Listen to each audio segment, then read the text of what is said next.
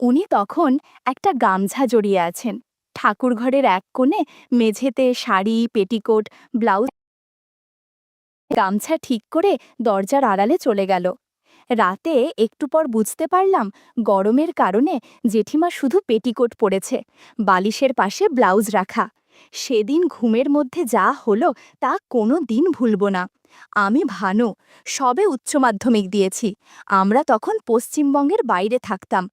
বাবা বাইরে থাকার জন্য আমাদের দেশের বাড়ির সঙ্গে আমাদের সেই রকম কোনো যোগাযোগ ছিল না।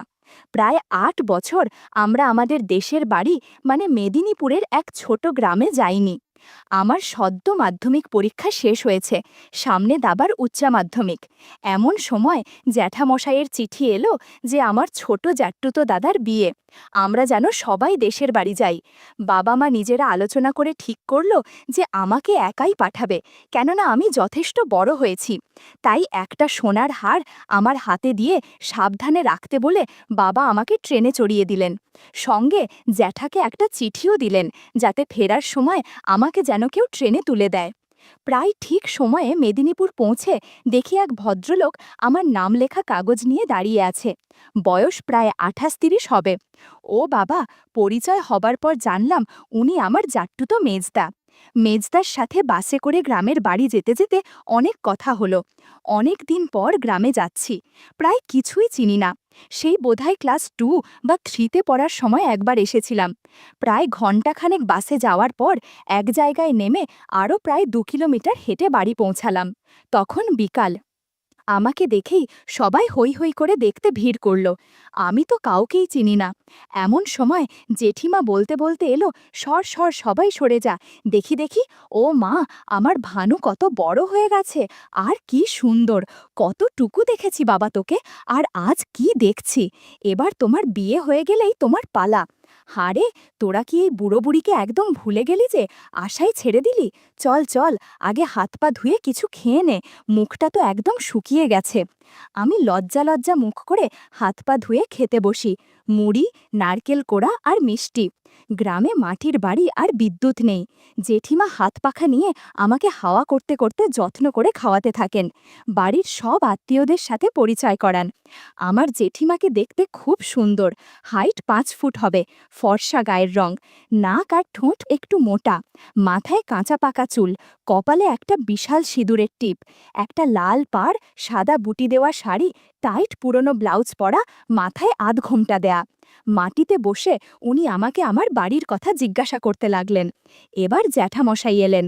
উনি প্রায় 6 ফুট লম্বা, কিন্তু কালো কুচকুচে আর খুব রোগা।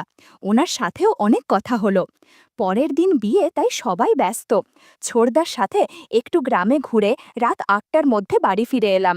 কাল সকাল সকাল উঠতে হবে, তাই 9:30-এর মধ্যে সবাই খেয়ে ঘুমোতে গেলাম। আমাদের মাটির দোতলা বাড়ি, কিন্তু অনেক ঘর। একটা ঘরে আমার সবার মাগস্থা হলো। ফ্যান নেই, তারপর সুতির মশারির মধ্যে খুব গরম, কিন্তু ক্লান্ত থাকায় একটু পরেই আমার ঘুম এসে গেল। আধো ঘুমে মনে হলো কেউ যেন আমায় বাতাস করছে। ঘুমের ঘোরে শুনতে পেলাম বৃষ্টি নেমেছে, টিনের চালে ঝমঝম করে আওয়াজ। আমি গভীর ঘুমে তলিয়ে গেলাম। মাঝ রাতে হঠাৎ ঘুম ভেঙে গেল। বাইরে তখনও ঝমঝম করে টিনের চালে বৃষ্টির আওয়াজ হচ্ছে। ঘরের মধ্যে আধো আলো আধো অন্ধকারে একটা আবছায়া মায়াবী পরিবেশ। কেমন যেন একটা ভ্যাপসা গরম লাগছে। এপাশ থেকে ওপাশ ফিরে শুতেই মনে হলো কেউ একজন আমার পাশে শুয়ে নাক ডাকছে। অন্ধকারে কিছুই বুঝতে পারছি না, শুধু নাক ডাকার শব্দ। এমন সময় গাছের কতবেলের সাথে কয়েকবার ধাক্কা লাগলো। এতেই কেমন যেন ঘামড়ে গেলাম আমি। একটু পর বুঝতে পারলাম পাশে যে ঘুমিয়ে নাক ডাকছে সে গরমের কারণে শুধু পেটিকোট পরেছে, বালিশের পাশে ব্লাউজ রাখা। আচমকা উনি নাক ডাকা থামাতেই আমি তড়িঘড়ি সাবধান হয়ে যাই। ভাবি উনি জেগে গেলেন নয়তো। এমন সময় বলে উঠল, কিরে ভানু, কিছু হয়েছে নাকি? আমি চমকে উঠলাম। এ কি, আমার পাশে আমার নিজের জেঠিমা শুয়েছিলেন! আমার 52 বছর বয়সী জেঠিমার সাথে কি হয়ে গেল একটু আগে! ছি ছি, উনি কি ভাববেন, যদি বোঝেন তাহলে লজ্জায় পড়ে যাব। আমি আধো ঘুমের স্বরে বললাম, হ্যাঁ জেঠিমা, কিছু বলবে? জেঠিমা বলল, বাবা, এই গরমে কি করে গেঞ্জি পরে আছিস? গরমে তো ঘুম আসবে না। তোর তো অভ্যাস নেই গ্রামের এই পচা গরমে থাকার, আর বাইরে গেলে তোর বালিশের পাশে টর্চ রাখা আছে, সেটা নিয়ে যাস। আমারও যে কি বাজে অভ্যাস হয়েছে গরমে, কিছু পরে থাকতে পারি না। তোর কাছে আবার লজ্জা কি, তুই আমার সব সন্তানের থেকেও ছোট, বলে জেঠিমা ঘুমাতে বলল। এমনভাবে ঘুমালো যেন আমি অস্বস্তিতে পড়ে গেলাম। তবে বুঝতে পারছিলাম জেঠিমা মনে হয় ইচ্ছে করেই এরকম করেছে। আমি নিয়মিত ব্যায়াম করি বলে আমার প্রতি অনেকের একটা টান আছে, জেঠিমাও তার ব্যতিক্রম নয়। কিন্তু আমাকে তাড়াহুড়ো করলে চলবে না, ধীরে সুস্থে আগাতে হবে। কিছুক্ষণ ঘুমের মধ্যে জেঠিমা বলল, এই ভানু, এই পাগলা, এ কি করছিস? ওই নোংরা জায়গায় কেউ হাত দেয়? শিগগির হাত সরা, বাবা সরা বলছি। বন্ধুরা, ইউটিউবের কড়া নিয়মের কারণে কিছু বিষয় সরাসরি বলা যাচ্ছে না। তোমরা কমেন্টে দেয়া লিঙ্ক থেকে আমার ওয়েবসাইট ভিজিট করো, সেখানে একদম খোলামেলা গল্প দেয়া আছে। আমি কোনো বারণ শুনলাম না। জেঠিমার প্রতি কেমন একটা মায়া হলো। জ্যাঠা বয়সের কারণে বুড়ো হয়ে গেছে, এমন আগের মতো কিছুই পারে না। আসলে গ্রামের কালচারটাই এমন, বয়স্ক লোকের সাথে মেয়েদের বিয়ে দেয়, সংসার করে, কিন্তু মেয়েদের অনেক কিছু না পাওয়াই রয়ে যায়।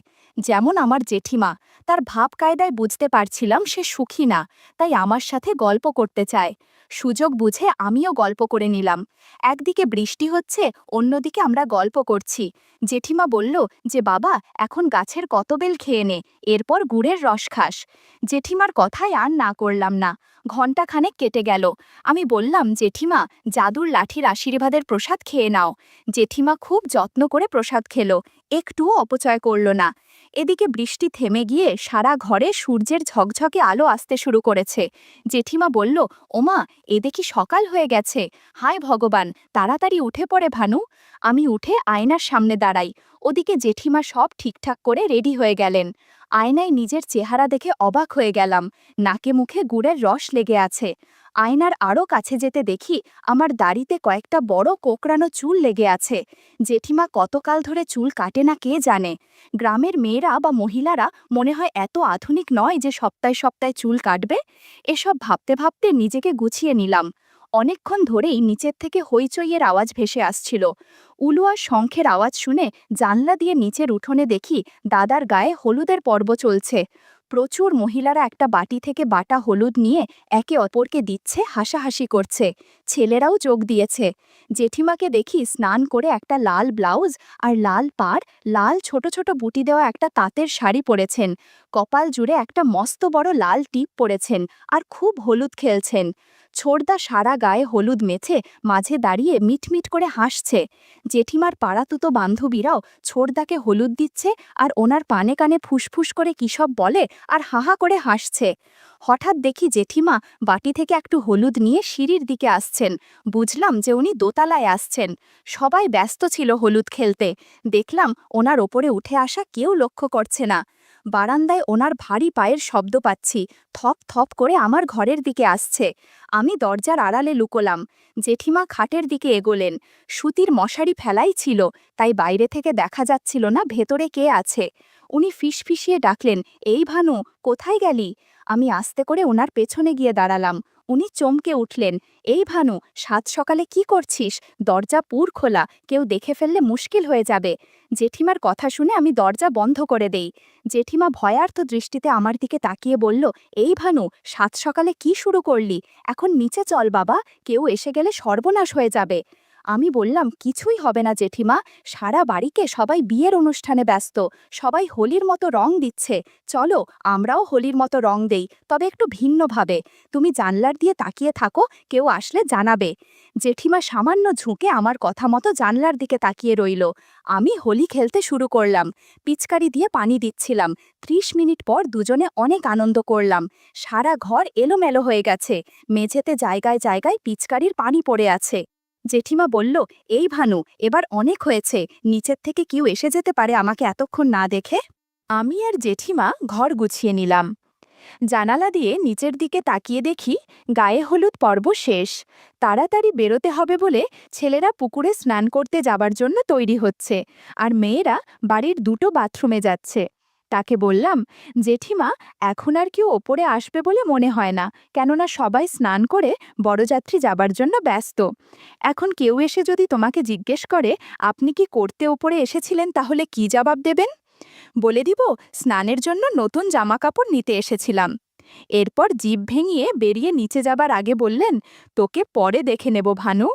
আমিও ধীরে ধীরে নিচের দিকে পা বাড়ালাম। বেলা প্রায় 11টা। জেঠিমা সদর দরজার দুটো পাল্লায় হাত দিয়ে সকল বরযাত্রীকে বিদায় দিচ্ছেন, সঙ্গে বর বেশি দাদাকেও। আমি পেট ব্যথার ভান করে ওপরের জানালা দিয়ে দেখছি শুধু। বরযাত্রী এবং বরের গাড়ি স্টার্ট হতেই আমি ধীর পায়ে সিঁড়ি দিয়ে নিচে নামতে থাকি। তখনও রিমঝিম করে বৃষ্টি ঝরছে।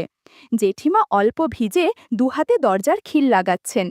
আমি তার কাছে গিয়ে বললাম, এই জেঠিমা, নিজেকে আর বুড়ি আর কখনো বলবে না তো। আমার একদম ভালো লাগে না। আমার তোমাকেই ভালো লাগে, বুঝলে? আমি যতদিন এখানে থাকব ততদিন আমার যত্ন করবে। আমি এখানে আরও 2 দিন ছিলাম। এই 2 দিনে অনেক আনন্দ হয়ে জেঠিমার সাথে। তবে যেদিন বাড়িতে ফিরে যাব সেদিন জেঠিমা মন খারাপ করছিল। আমি ছাড়া এখন সে একা অনুভব করবে। রাতে তার ঘুম হবে না। এদিকে আমারও তার প্রতি একটা টান তৈরি হয়েছে। তবে যাওয়ার আগে জেঠিমাকে বলে এসেছিলাম, তোমার ক্ষেতের বেগুন অনেক বড়, আশা করি তোমার আর সমস্যা হবে না। বাড়ি ফিরে খুব অসহায় অবস্থায় দিন কাটছিল। এদিকে কলেজেও এখনও খোলেনি। সপ্তাহখানেক পর হঠাৎ একদিন মামা এসে হাজির। মা মামাকে আমার ছুটির কথা জানিয়ে লিখেছিল কোথাও বেড়াতে নিয়ে যেতে। দিদারও নাকি শরীর খুব খারাপ, ডাক্তার বলেছে কোথাও ঘুরতে যেতে, কিন্তু দাদু ব্যবসা ছেড়ে যাবেন না। তাই মামা আমাকে আর দিদাকে নিয়ে পুরী যাবেন ঠিক করেছেন। আমার বাবারও ছুটি নেই, তাই মামা আমাকে নিয়ে সেই দিনই কলকাতা রওনা হলেন। গমামা মায়ের থেকে অনেক ছোট। মায়ের বয়স যখন 42, তখন মামার বয়স মাত্র 26। মায়ের 16 বছর বয়সে ছোট মামা হন। আমি প্রায় বছর 5 বাদে মামার বাড়ি গেলাম। সবার সাথে পরিচয় হতে হতে অনেক সময় কেটে গেল। সন্ধ্যা হতে শুরু করেছে। বাড়ির ভেতরে গরম বলে বাইরে পূব দিকের পুকুর পাড়ে দাঁড়িয়ে হাওয়া খাচ্ছিলাম। এমন সময় বিল্টুর সাথে দেখা। বিল্টু মামাদের বাড়ির ঠিক পাশেই থাকে। সেই ছোটবেলায় মামা বাড়ি আসলে বিল্টুর সাথেই খেলতাম। অনেকদিন পর দেখা হওয়ায় আমাকে ওদের বাড়িতে নিয়ে গেল। উঠোনে সন্ধ্যাবেলা শাড়ি পরে দীপালি দেবী ঠাকুর ঘরে সন্ধ্যা দিচ্ছিলেন। উনি বিল্টুর মা। উনাকেও আমি জেঠিমা বলে ডাকি। এমন সময় বিল্টু হাঁক করতে করতে ঘরে এসে ঢুকল। উনি তখন একটা গামছা জড়িয়ে আছেন। ঠাকুর ঘরের এক কোণে শাড়ি, পেটিকোট, ব্লাউজ পরে আছে। এমনিতে উনি খুব ভক্তিমতী মহিলা। ঠাকুর পূজা না করে উনি জল গ্রহণ করেন না। এই সময় ওনাকে কেউ বিরক্ত করে না।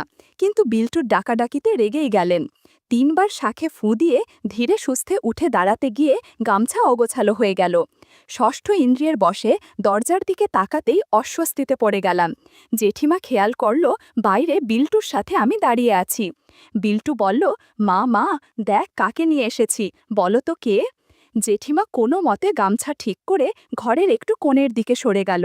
জেঠিমা বলল, সত্যিই চিনতে পারছি না, ও কে বিল্টু? বিল্টু বলল, মা, ও ভানু, সেই ছোটবেলায় ওর সাথে খেলতাম, মনে নেই তোমার? এই উঠোনেই তো কত খেলাধুলা করেছি। বিল্টুর কথা শুনে জেঠিমা পুরনো কথা স্মরণ করল। হায় ভগবান, কত বড় হয়ে গেছে ভানু! কথাটা বলছে আর নতুন শাড়ি পরছে।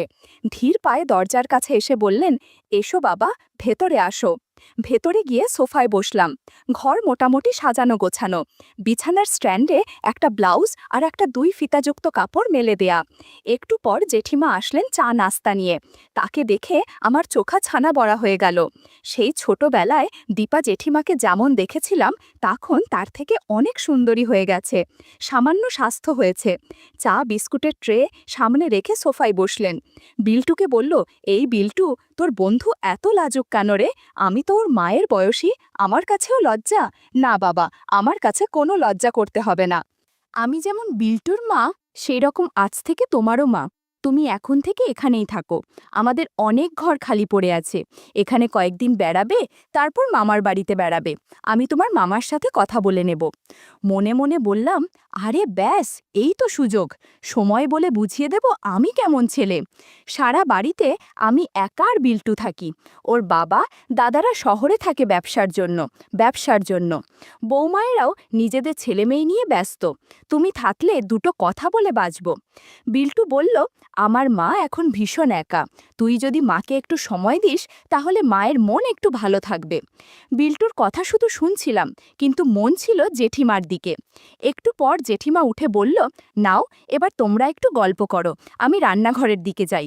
বিল্টুদের বাড়ি জান্নার ঠাকুর একটু বেশি রাত করে রান্না করে, কেননা সবাই একটু রাত করেই গরম খাবার খায়। রান্নাঘরের আলমারি খুলে জেঠিমা প্লেটে নাড়ু, সন্দেশ, চানাচুর সাজালেন প্লেটে। ঘণ্টাখানেক ওদের সাথেই গল্প করে কাটালাম। এমন সময় বিল্টুর বাবা ফোন করে বলল, দোকানে ভোক্তা অধিকার দপ্তরের লোক এসেছে, কাগজ পড়ুন।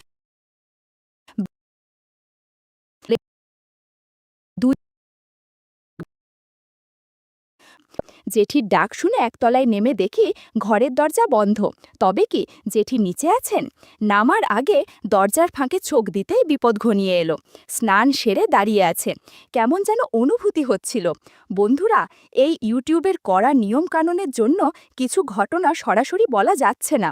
তোমরা কমেন্টে দেয়া লিঙ্ক থেকে আমার ওয়েবসাইট ভিজিট করো, সেখানে একদম খোলামেলা গল্প দেয়া আছে। সেই সময় জেঠিমা দরজা খুলে বলল, বাবা শোনো, জামাটা থাদে মেলে দিয়ে এসো। এই বলে আমার পাশ দিয়ে যাবার সময় বুঝতে পারলাম জেঠিমা শ্যাম্পু করেছে। দারুণ লাগছিল জেঠিমাকে। আমি জামা কাপড়ের বালতি হাতে নিয়ে সিঁড়ি ধরে উঠতে উঠতে ভাবলাম, না, এভাবে আর সময় নষ্ট করা যাবে না। আমি জামা কাপড় ছাদে মেলে দিচ্ছিলাম আর একটু আগের ঘটে যাওয়া ঘটনা স্মরণ করছিলাম। জামা কাপড় মেলে দিয়ে জেঠিমার ঘরের দিকে পা বাড়ালাম। ভর দুপুরে কেমন যেন শব্দ ভেসে আসছে। মনের মধ্যে কৌতূহল জাগল। দরজার মাঝে উকি দিতেই দেখি জেঠিমা ফোনে একটা সিনেমা দেখছে।